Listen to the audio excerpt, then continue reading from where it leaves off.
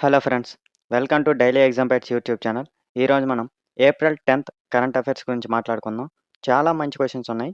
Video last వరకు చూడండి. First question: Indian army ప్రారంభించిన ఆపరేషన్ హిమసేతు ఎక్కడ నిర్వహించబడింది? Correct answer option B, north Sikkim అండి. భారీ మంచుపాతం మరియు ల్యాండ్ స్లైడింగ్ కారణంగా ఈ ఆపరేషన్ నిర్వహించబడిందండి. ఈ ఆపరేషన్ ద్వారా 135 మంది పర్యాటకులను రక్షించారండి. టారంచు నుండి చుంగ్ తాంగ్ మీదుగా గ్యాంగ్టక్ వరకు ప్రత్యేక బస్సులు మరియు వాహనాలు ఏర్పాటు చేశారండి. సో, ఇక్కడ మనం గుర్తుంచుకోవాల్సింది ఏంటంటే ఈ ఆపరేషన్ నేమ్ అండి. ఏంటది? హిమ్ సేతు. ఎక్కడ నిర్వహించబడింది అంటే correct answer option B, north Sikkim అండి. భారీ మంచుపాతం మరియు ల్యాండ్ స్లైడింగ్ కారణంగా ఈ ఆపరేషన్ నిర్వహించబడిందండి. అయితే మొత్తం ఎంతమంది పర్యాటకులను రక్షించారు అంటే 135 మంది అండి. అయితే టారంచు నుండి చుంగ్ తాంగ్ మీదుగా గ్యాంగ్టక్ వరకు ప్రత్యేక బస్సులు మరియు వాహనాలు ఏర్పాటు చేశారండి. ఓకేనా? నెక్స్ట్ క్వశ్చన్: 2027 నాటికి 200 భారతీయ బ్రాడ్ గేజ్ రైల్వే కోచ్లు ఏ దేశానికి అందించబడనున్నాయి అంటే కరెక్ట్ ఆన్సర్ ఆప్షన్ ఏ, బంగ్లాదేశ్ అండి. మొత్తం 200 కోచ్ల్లో 106 ఏసీ మరియు 94 నాన్ ఏసీ కోచ్లు ఉన్నాయండి. ఈ ప్రాజెక్ట్ను రైట్స్ లిమిటెడ్ నిర్వహిస్తుందండి. పంజాబ్లోని కపుర్తల్లో ఉన్న రైల్ కోచ్ ఫ్యాక్టరీలో వీటిని తయారు చేస్తున్నారండి. ఈ ఒప్పందం విలువ సుమారు 915 కోట్లు మన ఇండియన్ కరెన్సీలో అయితే. ఓకేనా? సో, మన క్వశ్చన్ ఏంటంటే ఎప్పటికండి? 2027 నాటికి 200 భారతీయ ఏది బ్రాడ్ గేజ్ రైల్వే కోచ్లు ఏ దేశానికి అందించబడనున్నాయి అంటే కరెక్ట్ ఆన్సర్ ఆప్షన్ ఏ, బంగ్లాదేశ్ అండి. మొత్తం ఎన్నండి? 200 కోచ్ల్లో 106 ఏసీ, 94 నాన్ ఏసీ కోచ్లు ఉన్నాయండి. ఈ ప్రాజెక్ట్ని ఎవరు నిర్వహిస్తున్నారంటే రైట్స్ లిమిటెడ్. ఎక్కడ వీటిని తయారు చేస్తున్నారు అంటే పంజాబ్లోని కపూర్తాలాలో ఉన్న రైల్ కోచ్ ఫ్యాక్టరీలో వీటిని తయారు చేస్తున్నారండి. అయితే ఈ ఒప్పందం విలువ ఎంత? యూఎస్ డాలర్స్లో అయితే $111.26 మిలియన్ అండి. అదే మన ఇండియన్ కరెన్సీలో అయితే 915 కోట్లండి. ఓకేనా? నెక్స్ట్ క్వశ్చన్: పోషణ్ పక్వాడా 2026 8వ ఎడిషన్ ఎప్పుడు ప్రారంభించబడింది? Correct answer option D, April 9, 2026 అండి. ఈ కార్యక్రమం ఏప్రిల్ 9 నుండి ఏప్రిల్ 23, 2026 వరకు 15 రోజుల పాటు నిర్వహించబడుతుందండి. ఈ కార్యక్రమాన్ని మహిళా మరియు శిశు అభివృద్ధి శాఖ మంత్రి అన్నపూర్ణాదేవి నాయకత్వంలో నిర్వహిస్తున్నారండి. ఈ సంవత్సరం థీమ్ ఏంటంటే maximising brain development in the first 6 years of life అండి. పోషణ్ అభియాన్ 2018 మార్చి 8న నరేంద్ర మోదీ జార్ఖండ్లోని జుమ్జుమ్న ప్రారంభించబడిందండి. మన క్వశ్చన్ ఏంటంటే ఏదండి అది? పోషణ్ పక్వాడా 2026 ఎన్నండి? 8వ ఎడిషన్ ఎప్పుడు ప్రారంభించబడింది అంటే correct answer option D, April 9 అండి. అయితే ఈ కార్యక్రమం ఎప్పటి నుండి ఎప్పటి వరకు జరుగుతుందంటే ఏప్రిల్ 9 నుండి ఏప్రిల్ 23, 2026 వరకు 15 రోజుల పాటు ఇది నిర్వహించబడుతుందండి. అయితే ఈ కార్యక్రమాన్ని మహిళా మరియు శిశు అభివృద్ధి శాఖ మంత్రి అన్నపూర్ణాదేవి నాయకత్వంలో నిర్వహిస్తున్నారండి. ఈ సంవత్సరం థీమ్ ఏంటంటే maximising brain development in the first 6 years of life అండి. అయితే పోషణ్ అభియాన్ ఇది ఎప్పుడో జరిగింది అంటే 2018 మార్చి 8న నరేంద్ర మోదీ ద్వారా జార్ఖండ్లోని జుమ్జుమ్లో ప్రారంభించానండి. ఓకేనా? Next question: Vikramaditya Vedic clock ఇటీవల ఎక్కడ స్థాపించబడింది? Correct answer option B, Varanasi అండి, ఉత్తరప్రదేశ్. ఈ క్లాక్ను మహారాజా విక్రమాదిత్య రీసెర్చ్ ఇన్స్టిట్యూట్ అభివృద్ధి చేసిందండి. ఇది ప్రాచీన భారత కాల గణన విధానంపై ఆధారపడిందండి. ఒక రోజులో 30 ముహూర్తాలు ఉంటాయండి. ఇది తిథి, నక్షత్రం మరియు లోకల్ మీన్ టైంను కూడా చూపిస్తుందండి. ఇది 2వ వేదిక్ క్లాక్. మొదటిది ఎక్కడుందంటే 2024లో ఉజ్జయినిలో జంతర్ మంతర్ వద్ద స్థాపించబడిందండి. సో, గుర్తుంచుకోవాలి ఏంటంటే అది విక్రమాదిత్య వేదిక్ క్లాక్ ఇటీవల ఎక్కడ స్థాపించబడింది అంటే correct answer option B, Varanasi, Uttar Pradesh అండి.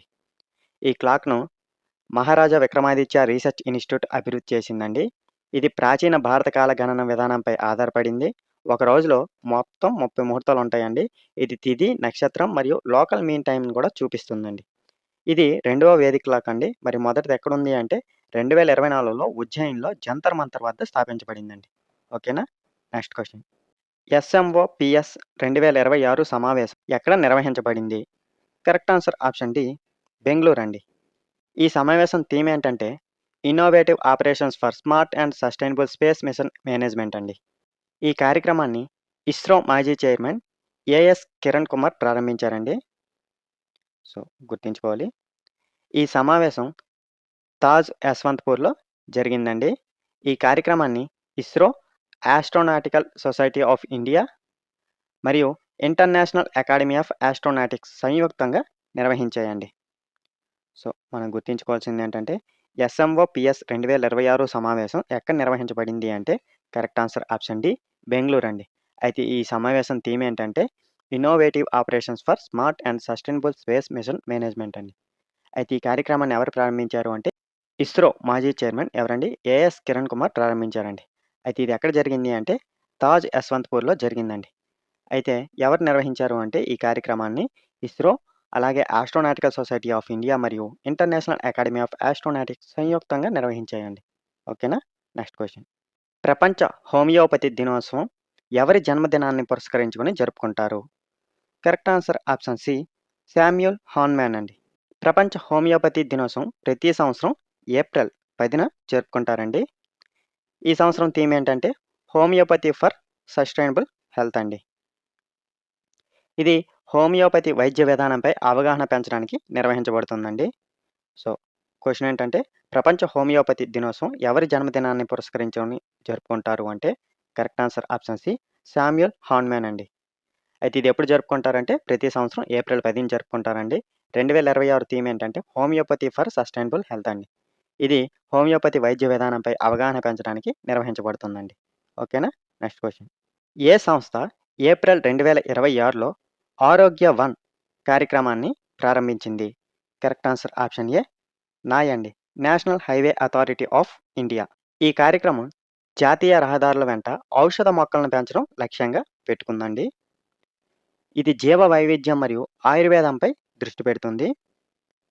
సుమారు 36 ఔషధ మొక్కలు నాటనున్నారు. వీటిలో నీమ్, ఆమ్లా, ఇమ్లీ, జామున్, లెమన్, గూలర్, మౌల్సరీ ఉన్నాయండి. సో మన క్వశ్చన్ ఏంటంటే ఈ పేరు గుర్తుంచుకోవాలండి. ఏప్రిల్ 2026లో ఆరోగ్య వన్ కార్యక్రమాన్ని ఎవరు ప్రారంభించారు అంటే correct answer option A national highways authority of India అండి.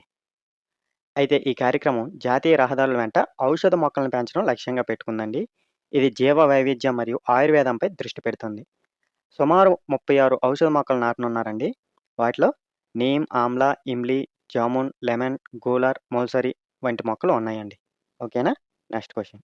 భారతదేశం ఈసీఓ, ఎస్ఓసి విజయాల్లో యూఎన్ కమిటీ హెడ్గా మళ్ళీ ఎవరు ఎన్నికయ్యారు? కరెక్ట్ ఆన్సర్ ఆప్షన్ డి ప్రీతి సరణ్ అండి. ఈ ఎన్నిక United nations economic and socialist council కింద జరిగిందండి. ఇది ప్రపంచ ఆర్థిక, సామాజిక మరియు అభివృద్ధి అంశాలపై దృష్టి పెడుతుందండి. ఈ విజయంలో యూఎన్లో భారతదేశం యొక్క బలమైన దౌత్య స్థితిని ప్రతిబింబిస్తుందండి. సో గుర్తుంచుకోవాలి.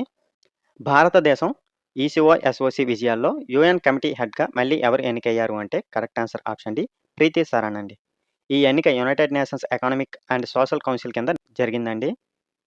ఇది ప్రపంచ ఆర్థిక, సామాజిక మరియు అభివృద్ధి అంశాలపై దృష్టి పెడుతుందండి.